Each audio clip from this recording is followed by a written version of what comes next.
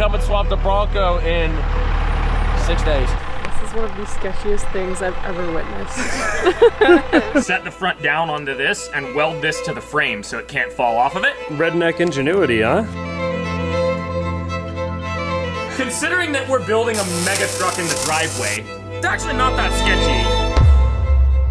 The redneck scientist himself put a Cummins with 2 big turbos and a '79 Ford Bronco. We met him in Colorado to do some off-roading, but more on that later.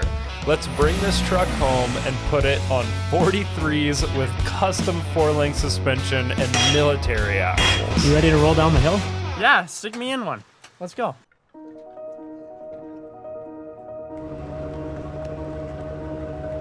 Think you're all right, think you're all right. Settle this up. Oh, okay. Feeling kind of slider now. Yeah.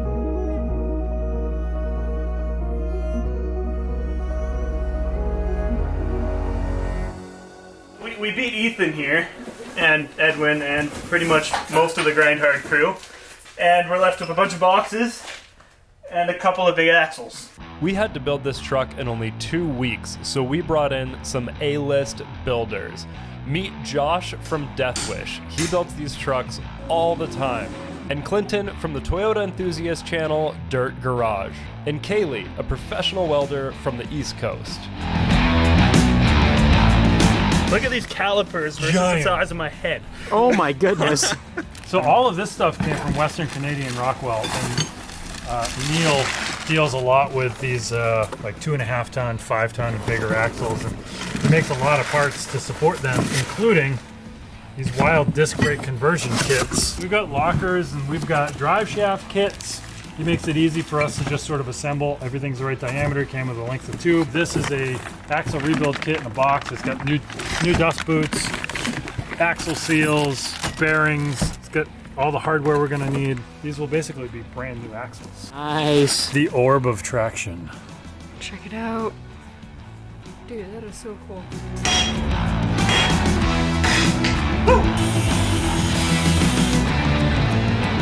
Well, we haven't made it very far. We really just stopped for the first gas station for water. It appears as though we'll be working on both Fords when we get to Idaho. I mean, we've all seen Weston jump this truck like 10 times on the internet, so could have been a pre-existing condition, who knows? Oh, dude, it's moving good. Woo!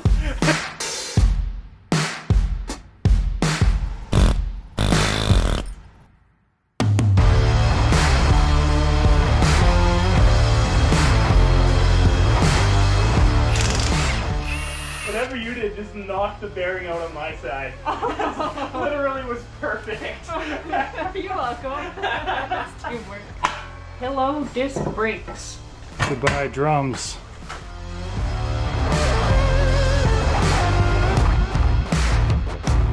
Miles to the closest gas station. The Raptor says we have 1 mile left to go.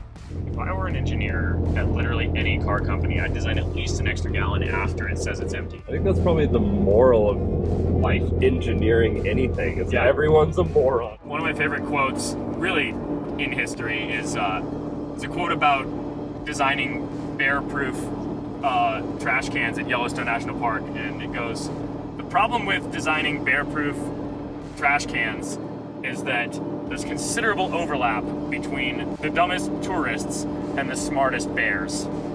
It really sums up the human experience. These new wheel studs are all right-hand thread, because on these, one side of the truck actually had left-hand threads on it. Oh.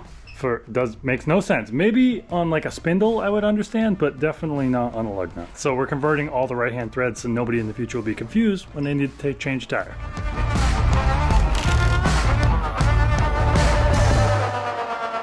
So we're going to replace this set of differential gears with that big chunk of machined billet, so there'll be no more differentiating. Math. Every mile we drive is 2 miles we don't have to walk carrying a gas can. That's science. Every time. Is this redneck science, Weston? 2:45 in the morning. Things are not looking good. Well, I mean, nothing's actually broken yet, but I had assumed that the fluids leaking out of here was power steering fluid because of a brief glance and the location.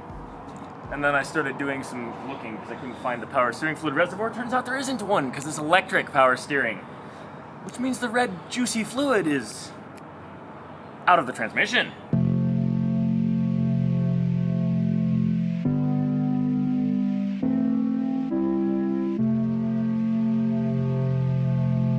Ready for the super built 12 valve cold start?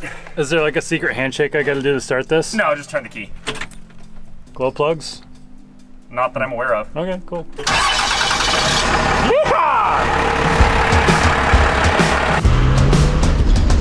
Right one is the like medium, the middle one's a jump.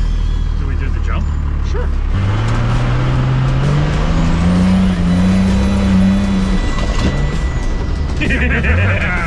Oh, we never even really got to hear the turbos when we were out there. We were just crawling all day. It sounds so good. Well, we gotta do that one again. Yeah.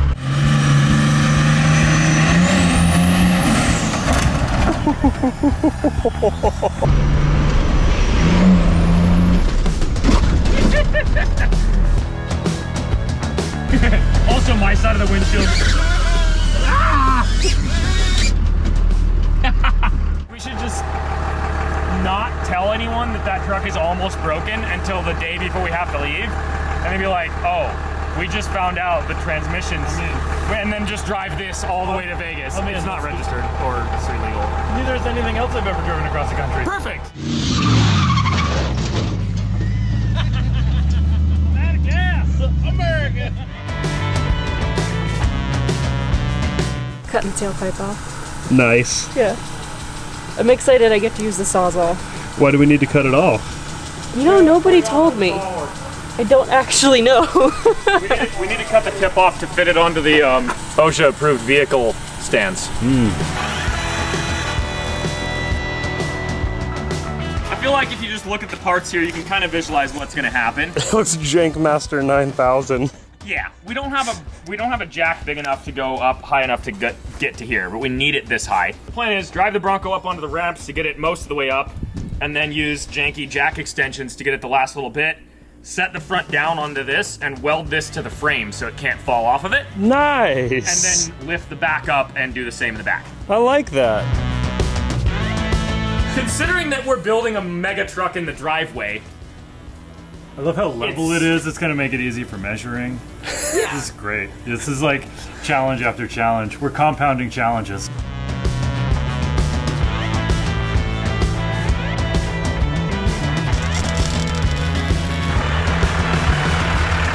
This is some serious jankery even for us. it is, but it isn't, you know? It's janky, but it's like extremely beefy jank. I don't think it's any jankier than the stuff you normally do. It's just bigger, It's just bigger. heavier, and that makes it more dangerous. So. Which is why the jank has been reinforced. Yeah. It's reinforced janker. Man, we are geniuses. This is like Science Lab Idaho. Wow. The 48th worst education in the country. What was your thing you used to always say? Well, I said North Idaho lathe a lot. Oh, that's what I'm We have the North Idaho dyno. Yeah. All the North I guess this is the North Idaho car lift.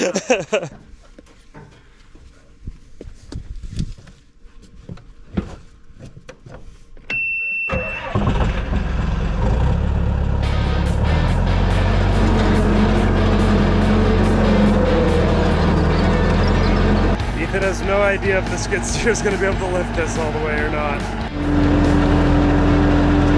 When he tried to lift it the first time, it was lifting by the gas tank instead of by the trailer hitch. So we're just going to tack some tubes on here so that when he lifts it with the skid steer, it's actually lifting with the trailer hitch and not the gas tank.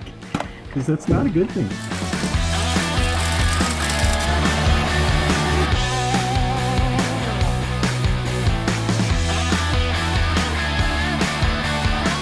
Isn't even an inaccurate representation of how tall this truck's gonna be when we're done. I mean, in this ballpark anyway. It's gonna be massive. It's one of the sketchiest things I've ever witnessed. And you've probably done your fair share of ridiculous. Not quite like this. Not at all. The only difference between competence and stupidity is whether or not you succeed. Exactly. That's the only difference. Bingo! Oh my gosh. That's what's up. Wow. It was confidence. Also, it's almost perfectly level. And, like, It's not going quite stable. anywhere. It's drop the axles time. I've been waiting for this one. Now we're in a premium drone flying situation.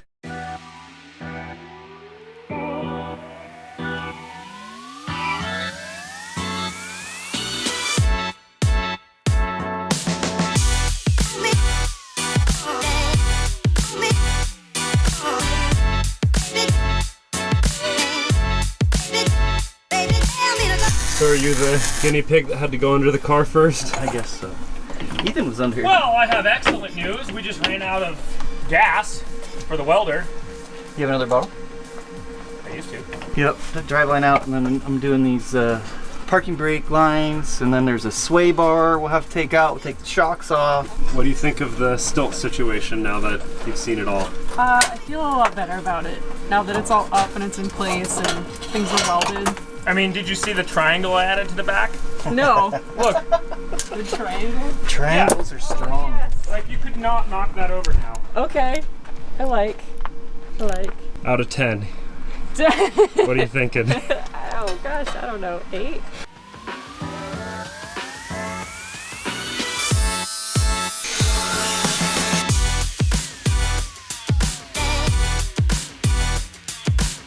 We're finally welding pieces together instead of taking them apart and putting things up on there. So this is one of the link mounts. Got these bolted in there with an extra tiny little spacer to, when you weld it, it's not pinched too tight to put them back in. And then, yeah, just welding it. Interesting. We're out of the argon CO2 mixture, so I went to pure argon and it.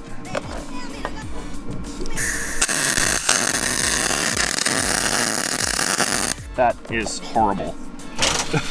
That doesn't work.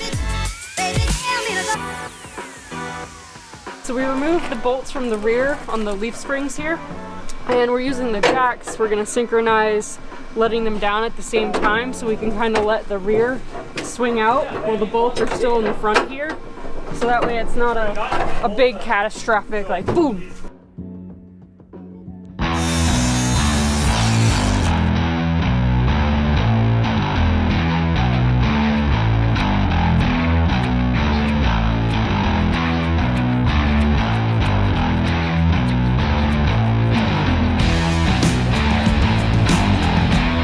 Sketchy car lifting, welding, and grinding is cool and all. Where the magic's really happening is on Ethan's couch, right? Yeah, right in my head. We're designing a bunch of brackets. These are going to be 4-link mounts that mount on the axle. So the suspension control arms, upper and lower, will bolt to this, and that'll hold the axle in laterally, and it'll keep it from rotating and hold all the forces from the big Cummins engine.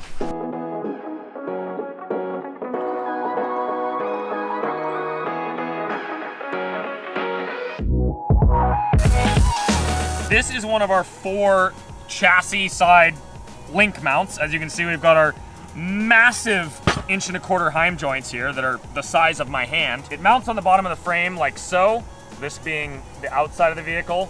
So you've got your upper link, your lower link, that welds to the frame. It'll be reinforced in other ways. These holes in the side, Josh got fancy with his CAD, and a piece of 1.75" tubing goes through that and then gets cut off flush and welded.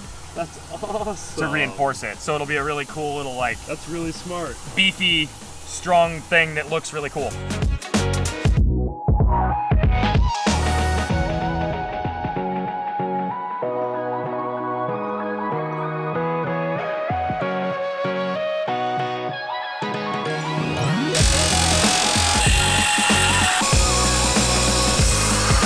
Next thing I'm gonna work on here is getting these brake caliper mounts welded onto this rear axle.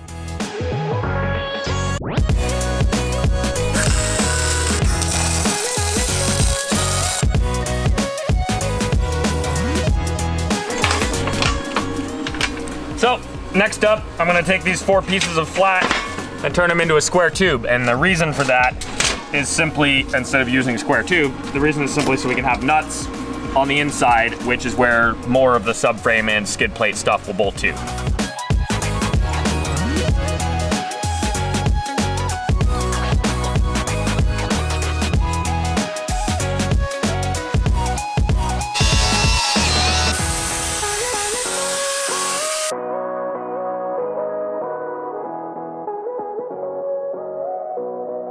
So I'm putting together the new transmission mount cross member that Josh designed and cut out, and we're in business. Look at them cool holes. The holes really add a lot to it, especially once they're welded. Yeah, it looks so cool. Oh, we don't even need 2 humans, we just need 1 mic.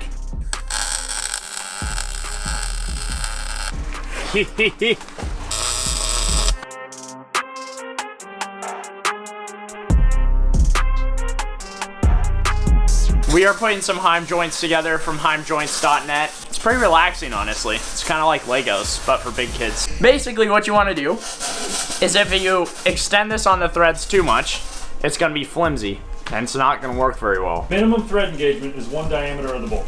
Yes. Any less than that, and you're asking for trouble. You nailed it. You nailed it. Look at Josh being a director. You got a C+.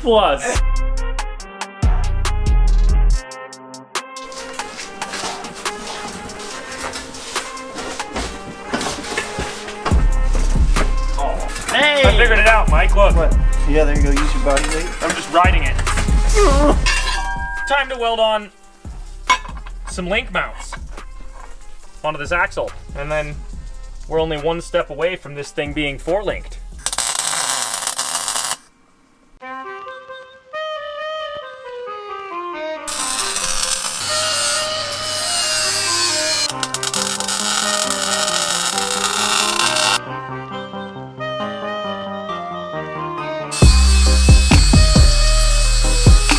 Now we gotta get this axle up as far as it'll go without destroying the engine, so that we know, you know, how far up it can go.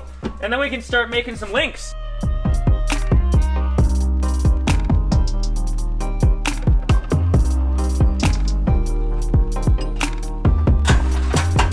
None of this is safe. All right, that's about as sketch as it can go. Not really. Oh, hey, dude, you're close. So we have the axle lifted up and we have it very close to aligned, front to back, side to side, angle, all that. So we have a measurement for our lower links, and that is exactly as long as this ratchet strap. Oh, God. You see the end of that? Oh my gosh, that's a thick boy.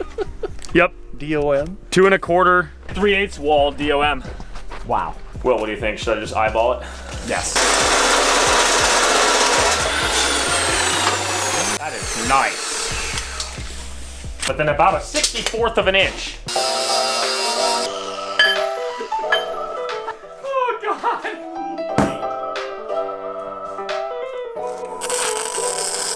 Look at that. That is the beefiest link I've ever held in my hands.